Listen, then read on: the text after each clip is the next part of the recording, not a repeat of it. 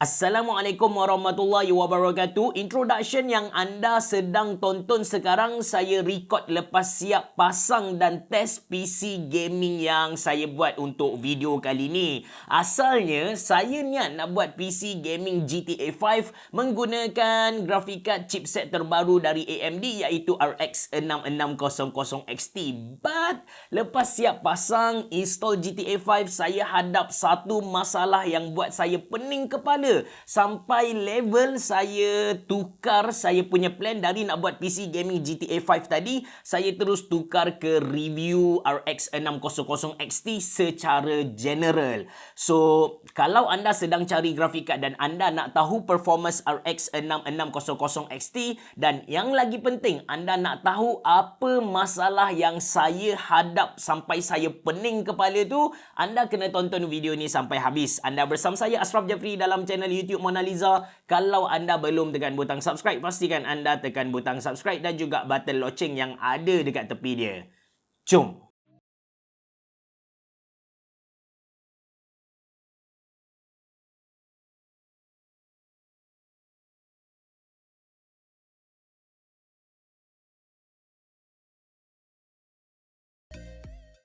Video kali ini disponsor oleh Kingston. Kingston hantar kepada saya Kingston Fury 32GB memory kit. So, ini ialah ARGB RAM dengan performance 3600MHz. Okey, kita mulakan dengan prosesor dahulu yang mana anda tahu saya antara penggemar Ryzen. So, saya akan guna Ryzen 9 5900X. Untuk pengetahuan anda, Ryzen 9 5900X ni dia ada 12 core dan 24 thread and dia punya maximum boost ialah 4.8 GHz dengan dia punya base 3.7 GHz. Untuk motherboard pula saya pilih ASRock Steel Legend B550M yang mana motherboard ni bersaiz M80X. Dia dah pun datang dengan 4 slot RAM, ada heatsink yang besar dan dia punya heatsink ni menyala. Motherboard ni dia ada DRGB dan juga ARGB. Lepas tu kalau anda nak guna dia punya SATA port tu ada 6 SATA port. Lepas tu ada NVMe SSD slot, boleh letak satu graphic card, 2 PCIe extra. So sekarang kita akan pasang motherboard, kita akan pasang prosesor ke motherboard ni. Alright, ini dia Ryzen 9 5900X. Untuk prosesor AMD, dekat bahagian bawah dia tu ada pin yang berwarna gold macam tu. Pastikan anda tak sentuh pin dia. Kalau pin dia bengkok ataupun patah, ketahuilah yang dia punya prosesor ni dah tak boleh guna. Kalau bengkok tu okey lagi, kita boleh baiki dengan pisau macam tu. Tapi kalau patah, dia automatic void warranty lah. So, untuk pasang prosesor ni, anda tengok dekat bucu ada satu indikator ataupun arrow yang berwarna gold. So, arrow ni kita kena padankan dekat bucu yang ada arrow juga. So, kita buka dulu dia punya clip dekat sini. Lepas tu kita letak bersesuaian dengan arrow punya indikator tadi. Lepas tu bila anda dah yakin dia masuk, anda pun tutup dia punya clip. Macam tu saja. Senang guys. The next step is kita kena pasang CPU cooler. Yang mana CPU cooler ni tugas dia adalah untuk sejukkan prosesor. Prosesor kita ni bila kita dah guna PC, kita dah guna software, kita dah main game, dia akan keluarkan haba. Dia akan keluarkan haba, jadi kita perlu sejukkan dia supaya dia dapat kekalkan dia punya performance. So, untuk video kali ni saya akan guna satu cooler yang besar gedabak dari Thermalright. Jangan salah faham, ini bukan Thermalrong tapi Thermalright. Saya tak pernah tengok lagi produk dia macam mana. Ini ialah first impression saya lah. So, kita buka dia dulu. Macam biasa, ada satu buku manual dan ada satu kipas yang bapak besar rasanya. Ini bersaiz 140mm dan dia ada dia punya heatsink. Ini dia punya heatsink. Sakit. Dah kena saya punya jari. Rasanya dah luka dekat situ. Okey, ini kotak box yang dia bagi kepada kita. Sekejap, macam mana nak buka ni? Alright. Siap bagi kepada kita satu screwdriver, bosku. Oh, nice. So, kejap. saya nak tunjuk kepada anda. Ini kita panggil dia sebagai air cooler ataupun penyejuk jenis udara lah. Sebab dia tak ada air. Satu lagi kita ada liquid cooler. Yang tu ada air ataupun cecair dalam dia. So, bagaimana dia berfungsi? Okey, kalau anda boleh tengok, ini adalah kawasan yang akan bersentuh dengan kita punya prosesor. Jadi, haba dari kita punya prosesor akan mengalir ikut sini dan dia akan lalu ikut beberapa heat pipe ni. Yang macam pipe ni kita panggil dia sebagai heat pipe. So akan bergerak 1 2 3 4 5 1 2 3 4 5 6. So ada 12 semua heat pipe, dia akan tolak naik ke atas. Nampak tak? Dia akan pergi ke atas macam tu, dan sepanjang dia pergi ke atas tu, dia punya haba akan mengalir ke sirip-sirip yang ada di bahagian tepi dia tu, kepingan-kepingan halus. So lepas tu akan ada satu kipas. Kita akan letak kipas ni dekat sini. Kipas akan sedut udara akan masuk ikut sini dan dia akan tolak udara panas ikut belakang. Itu dia punya konsep lah. Jadi cara pasang air cooler ni dia tak se-complicated cara untuk kita pasang CPU cooler. Okay, first kali untuk pasang thermal right macho, saya lupa nak bagi tahu kepada anda dia punya model, nama dia macho macam saya. First kali kita kena ambil dia punya base dan kita letak dia punya macam pelapik lah. Nak kata stiker tu bukan stiker. Kemudian kita ambil skru. So, kalau tengok kepada manual yang dia bagi kepada kita, kita akan pasang dekat dua lubang kecil yang ada dekat atas ni, antara satu lah. So, ada AM4 dan juga AM3 punya soket. Lepas dah selesai satu, buat benda sama dekat keempat-empat bucu. Ambil satu skru yang besar dan masuk ikut lubang AM4. Lepas tu ambil satu plastik lah, saya panggil dia sebagai plastik, letak dekat sini.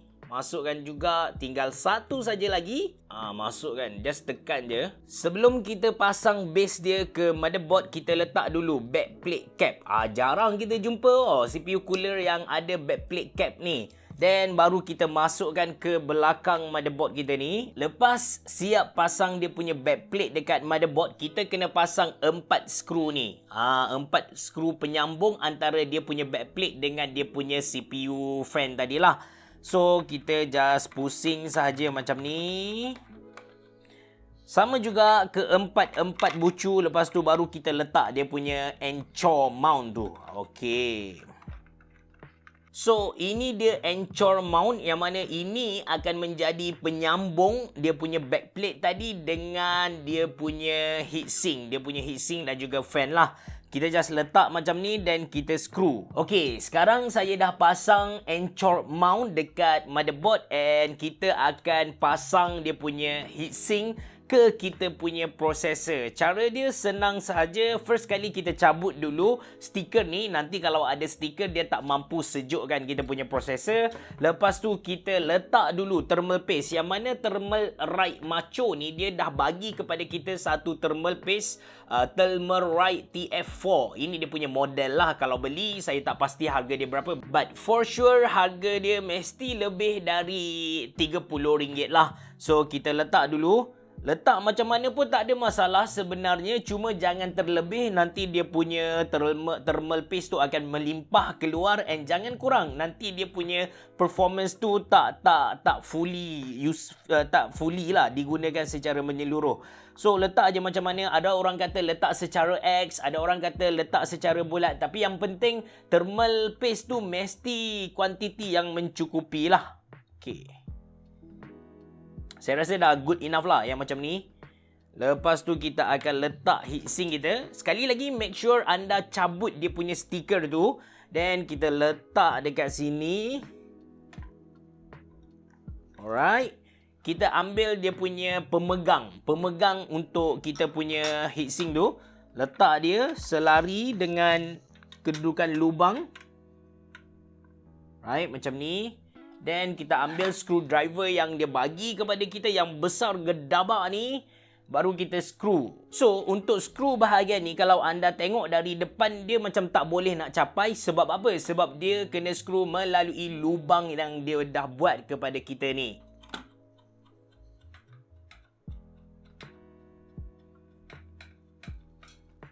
Jadi perkara terakhir ialah pasang kipas dia. Tadi kita dah pasang bracket kan.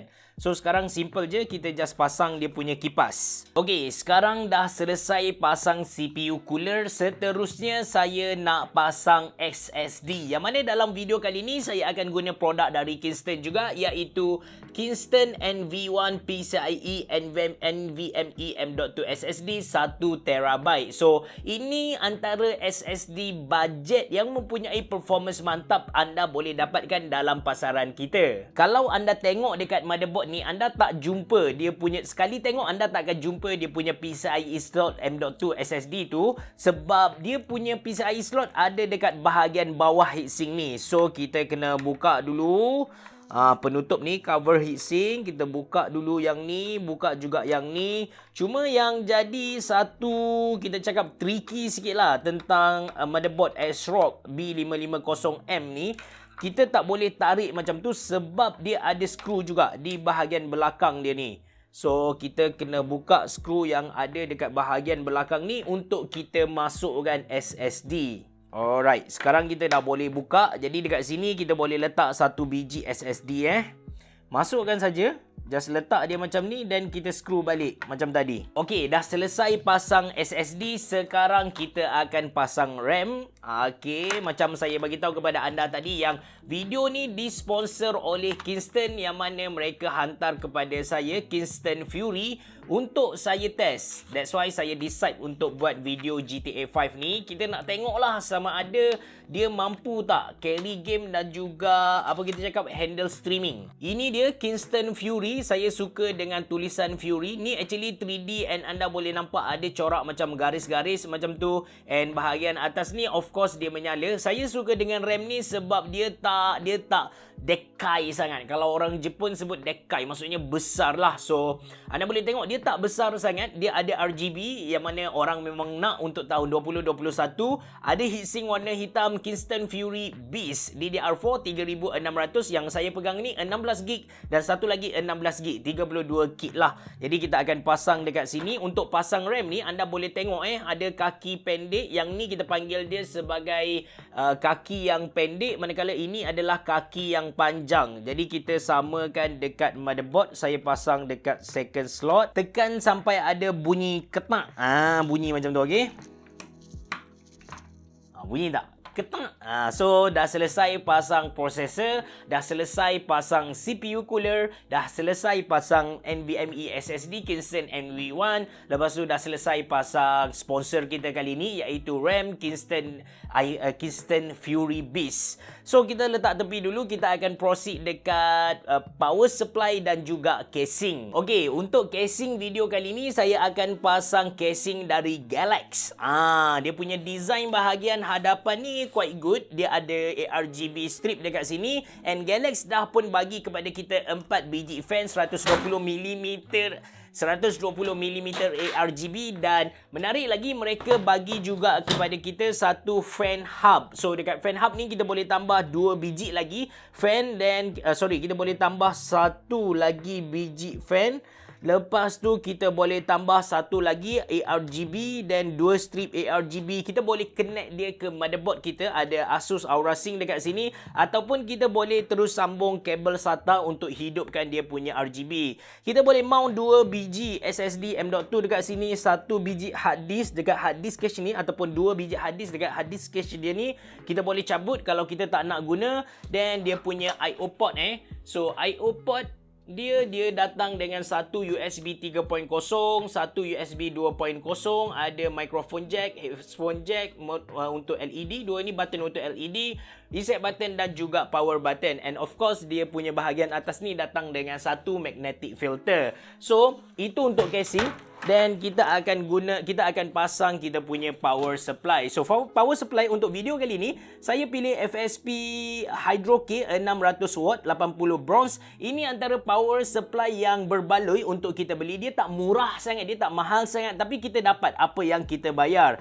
Dia punya efficiency tu 88% dan ke atas. And menariknya, ini dia punya power supply, build quality dia memang mantap. Dia pakai besi yang berkualiti. Ada satu kipas dekat sini and dia pakai flat cable. Anda boleh tengok dia pakai flat cable dekat sini kecuali untuk kabel 24 pin. Sekejap, kenapa tak boleh fokus ni? Okey, nampak So, bila kita nak pasang power supply ni, kalau anda tengok dia punya kabel keluar belah kiri. Dan belah kanan ni kosong lah. So bila kita nak pasang power supply ni, kita kena pastikan yang tempat kabel keluar tu mesti paling hampir dengan bahagian luar casing. Pusing dulu casing.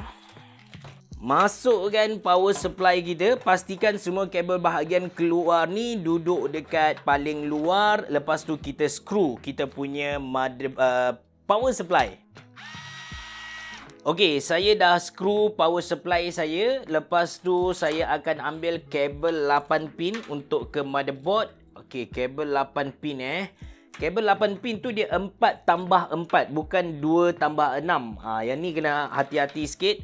So, ini saya panggil dia sebagai kabel 8 pin. Ini adalah kabel untuk motherboard kita. Saya akan sumbat masuk dia ke bahagian atas, bucu bahagian atas ni. Okey. Lepas dah masukkan, barulah saya akan pasang motherboard. Okey, saya dah pasang kabel power supply dekat bahagian atas kiri motherboard. The next thing is, kita kena screw kita punya motherboard So, screw motherboard ke tempat yang core dia dulu. Yang pertama dekat sini. Ini saya panggil bahagian core lah. Bahagian penting sebab dia yang akan pegang motherboard. Okey, dah selesai pasang motherboard ke casing kita. Sekarang kita kena sambung kabel ARGB. Lepas tu kabel 24 pin.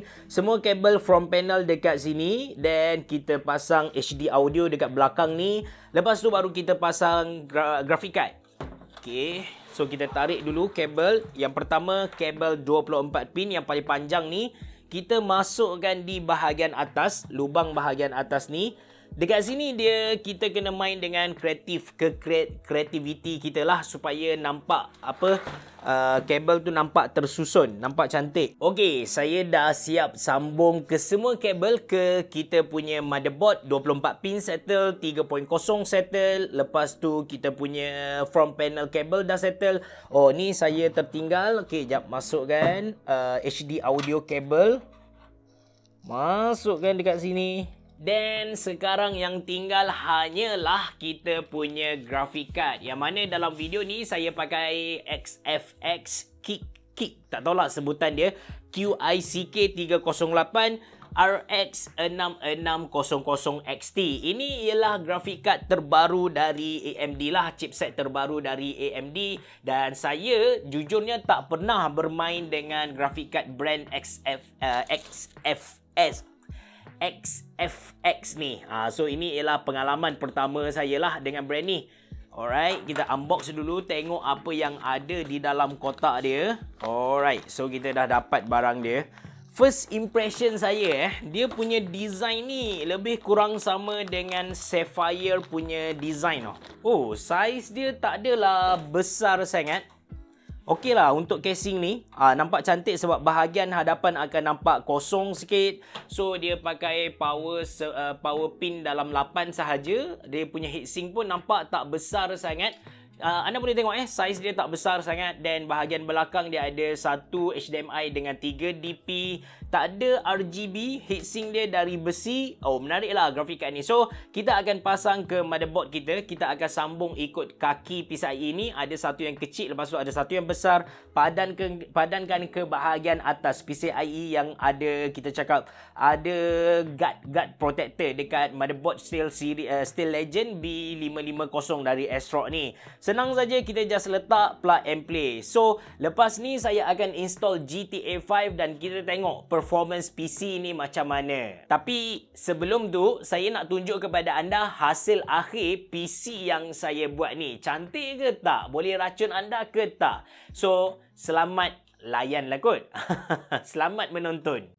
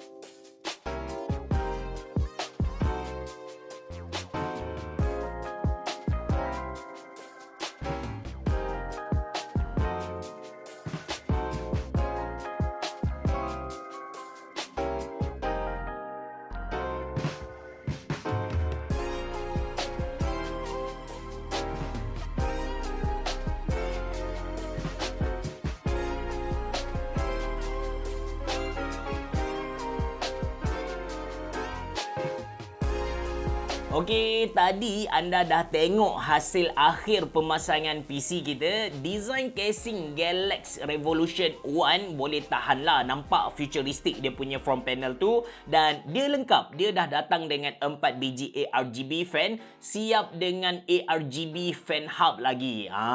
Dan performance untuk thermal right macho CPU cooler yang besar gedabak ni. Kalau run AIDA 64, stress test 100% load, suhu memang naik sampai 89 darjah, but kita kena ingat yang saya test pada Ryzen 9 5900X. Tapi bila main game, dia punya suhu tu okey lah, tak lebih dari 80 darjah. Untuk Kingston HyperX Fury Beast, quite menarik dia punya RAM ni sebab dia punya design, dia punya bentuk tak sebalki kebanyakan gaming RAM yang ada dalam pasaran sekarang. So, kalau anda nak pakai air cooler yang besar gedabak macam thermal right macho ni pun tak ada masalah lah. Lagipun dia punya RGB, efek dia tu smooth, cantik. Okey, untuk storage pula, asalnya saya guna Kingston NV1 NVMe SSD macam video yang saya pasang tadi. Tapi bila saya main GTA 5, sangkut dia tu memang tak boleh bawa bincang lah. Jadi saya baca forum, ada yang kata disebabkan storage. Masalah sangkut-sangkut dalam GTA 5 tu adalah disebabkan storage. So saya decide untuk tukar ke XPG Gammix S70 Blade.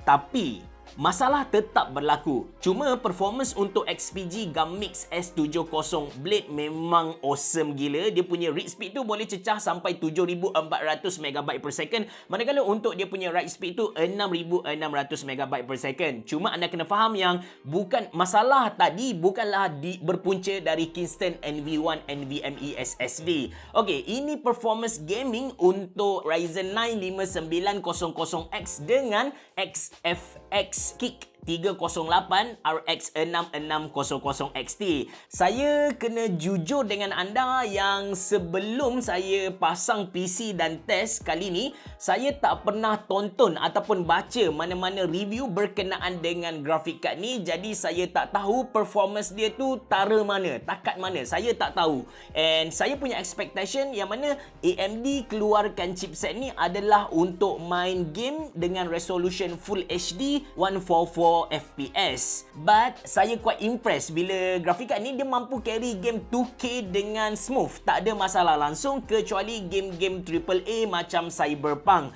Itu pun 2K macam Cyberpunk, 2K resolution memang nazak lah. Full HD okey sikit. Saya sediakan klip gameplay pada akhir video nanti untuk anda tengok sendiri dia punya performance macam mana dalam resolution 2K.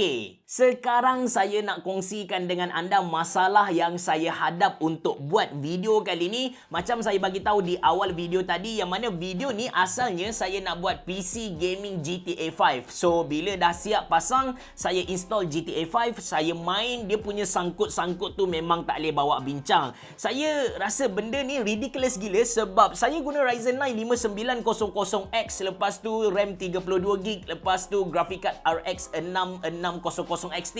Tak logik langsung kot berlaku lagging even untuk Full HD. So bila saya google, ada yang kata disebabkan storage. Storage ni dia tak mampu nak deliver data-data yang ada dalam dia ke dalam game secara on time. That's why berlaku lagging bila saya bergerak lah. Then saya at this point saya pun tukar dari Kingston NV1 NVMe SSD ke XPG Gammix S70 Blade. Tapi lepas saya dah tukar, masukkan Windows, install di GTA 5, tak boleh main juga. Dia bukan, kali ni lagi teruk. Dia bukan sangkut.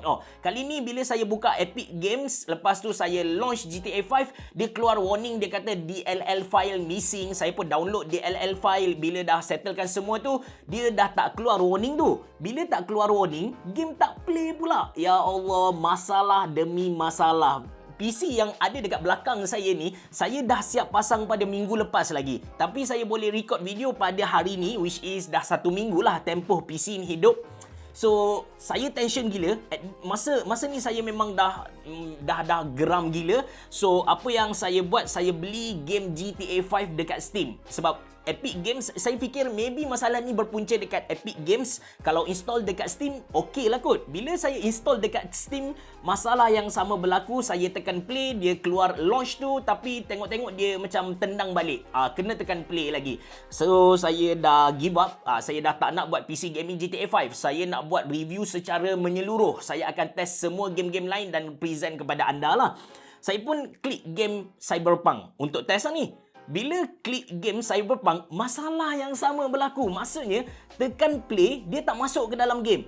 Saya play sebab GTA, sebab Dota 2, Apex Legend, even Beat Saber yang main VR tu pun tak ada masalah. Boleh main dengan bagus, tapi GTA 5 dan juga Cyberpunk tak boleh main game dia. So, masa ni saya dah fikir masalah driver. Maybe masalah driver lah. Saya pun buka software Radeon tu, saya check dia punya driver up to date. Kenapa masalah ni berlaku? Saya buat semua benda yang ada dekat forum, semua benda lah. Orang ajar itu, ajar ini, saya cuba buat semua, tapi tak jadi. Last kali saya cuba nasib saya download DDU untuk buang driver graphic card. Lepas tu saya pun install semula dia punya driver, tengok-tengok berfungsi.